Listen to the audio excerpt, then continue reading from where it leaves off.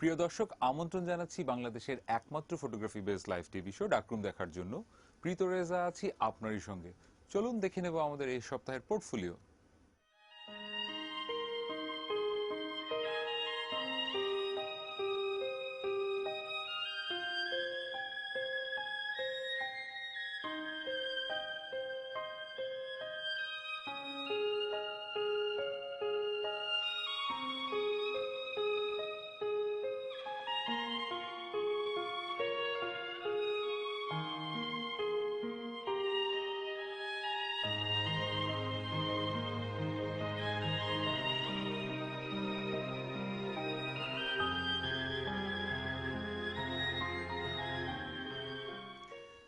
Bangladeshi renowned photographer এবং educator Aminuzzaman আমিনের পোর্টফোলিওটি আমরা আজকের আপনাদের সামনে উপস্থাপন করলাম।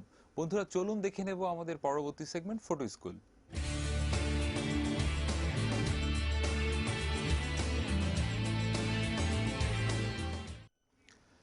যারা ফটোগ্রাফি নতুন করে শুরু করছেন, প্রথমেই যেই কোশ্চেনটি সাধারণত আমাদেরকে পাঠিয়ে থাকেন, কত ফোকাল লেন্থে ছবিটি তুললে আসলে একটি ভালো ছবি হবে।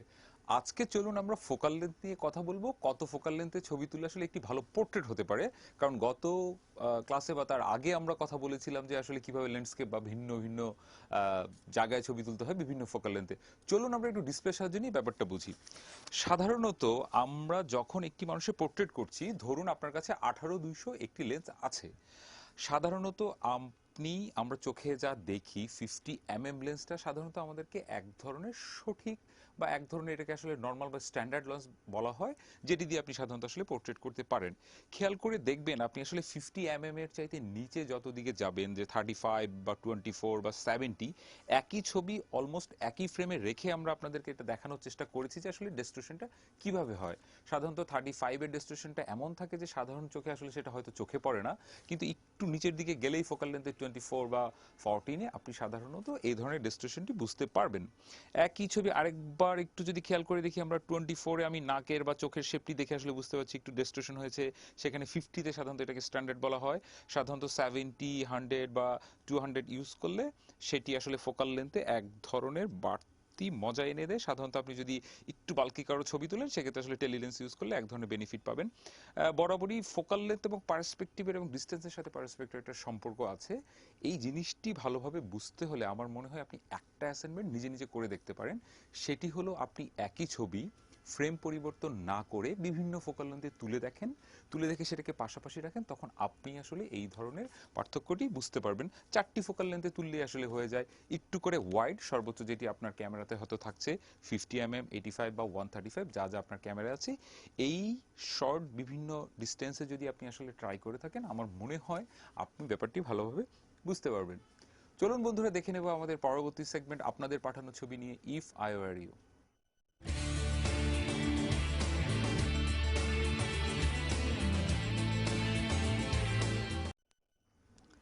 প্রথম ছবিটি পাঠিয়েছেন আমাদেরকে হামিদ। হামিদ, আপনার ছবিটি খুবই ভালো ছিল, খুবই সুন্দর ছিল। আমরা বারবার বলেছি একটি ছবি আসলে কেন মানুষ আসলে দেখবে, এবং সঠিক মোমেন্টের জন্য আসলে একটু করে অপেক্ষা করা।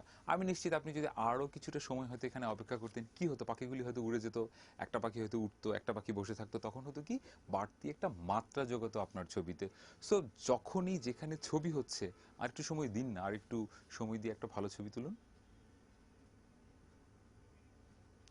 এমডি রিপনের পাঠানো পরবর্তী ছবিটি খুবই ভালো একটি ছবি ছিল। আপনি ভিন্নধর্মী একটি ট্রাই করছিলেন, সেটাতে খুবই ভালো ছিল আইডিয়াটি।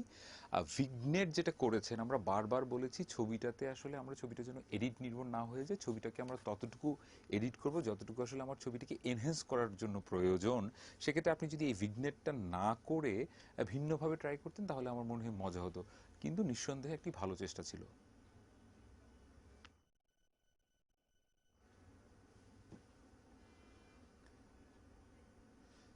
কাজী রোদেলের পাঠানো পরবর্তী ছবিটি, রোদেল, ভালো একটি চেষ্টা ছিল নিঃসন্দেহে। আমরা বারবার বলেছি যখন আসলে আমরা এই ধরনের সিলুট ছবি ট্রাই করব সেটা চেষ্টা করবো আসলে যেন অবয়বটি পুরোপুরিভাবে আসলে বোঝা যায়। আপনি খেয়াল করে দেখুন ডান হাতটি হয়তো বা বোঝা যাচ্ছে, বাম হাতটি আসলে ঠিক শিওর না। দেখে হয়তো মনে হচ্ছে উনি কি আসলে ওনার হাতটা ঠিক আছে কিনা বা হাতটা কোনোভাবে পঙ্গু কিনা ঠিক ক্লিয়ার না। আমার মনে হয় যে আপনি যদি আরেকটু ভিন্ন অ্যাঙ্গেল বা ভিন্ন পার্সপেক্টিভ থেকে ট্রাই করতেন তাহলে হয়তো বা এই কনফিউশনটি তৈরি হতো না। এরপর থেকে ছবি তোলার সময় এই ধরনের খুঁটিনাটি বিষয়গুলি যত মাথায় রাখবেন আপনার ছবিটি কিন্তু নিঃসন্দেহে ভিন্ন মাপের হবে। ইকে ইকে এরামের পাঠানো পরবর্তী ছবিটি খুব ভালো ট্রাই করেছেন। ফ্রেম বিটুইন দ্য ফ্রেম, যেটা আমরা কম্পোজিশন ক্লাসে বলেছি যে ছবিতে ফ্রেম বিটুইন দ্য ফ্রেম হলে ভিন্ন একটি মাত্রা পায়। কিন্তু খেয়াল করে দেখুন বাপাসের যে মানুষটি তার পেছনে আরেকটি মানুষের সাথে ব্যাপারটা কিন্তু ওভারল্যাপ হয়ে যাচ্ছে এবং এই ছবিটিতে কোনো সেন্টার অফ ইন্টারেস্ট নেই। সো প্রতিটি ছবিতে থাকে না যে একটি সেন্টার অফ ইন্টারেস্ট, আমি আসলে কোথায় তাকাবো। সেটা আপনার ফোকাল লেন্থের একটি মজার ব্যবহার হতে পারতো, সেটি ডেপথ অফ ফিল্ডের একটা খেলা হতে পারতো। কিন্তু এবং এই ওভারল্যাপিং এর বিষয়টি মাথায় রাখা উচিত। আর প্রতিটা ছবিতেই আমার মনে হয় যে আপনি যদি একটু ডান বাম করে ভিন্ন ভিন্ন যখন আসলে মজার একটি ছবি হতে ট্রাই করছেন আর একটু সময় দিয়ে ভিন্ন ভিন্ন অ্যাঙ্গেল ভিন্ন ভিন্ন পার্সপেক্টিভ থেকে তোলা এবং নিজের কাছে আসলে ছবিটি ভালো লাগছে কিনা।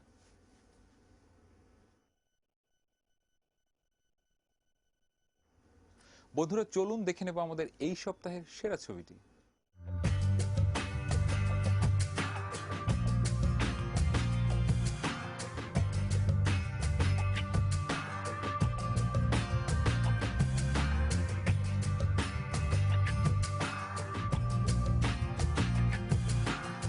অভিনন্দন অপু, যেমন আপনার ছবিটি আমাদের সপ্তাহের সেরা ছবি হয়েছে। আমাদের ম্যাগাজিন পার্টনার দৈনিক সমকালের শৈলী ট্যাবলয়েডের আগামী সপ্তাহে আপনি আপনার ছবিটি দেখতে পাবেন। অভিনন্দন আপনাকে। চলে যাব আমাদের পরবর্তী segment code of the week.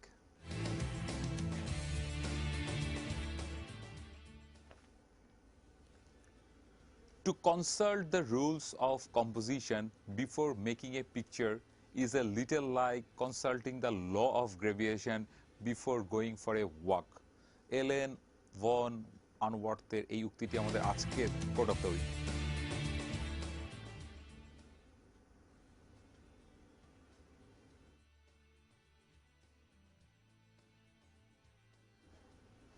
বন্ধুরা ধন্যবাদ জানাতে চাই আমাদের রেডিও পার্টনার রেডিও ফুড থেকে।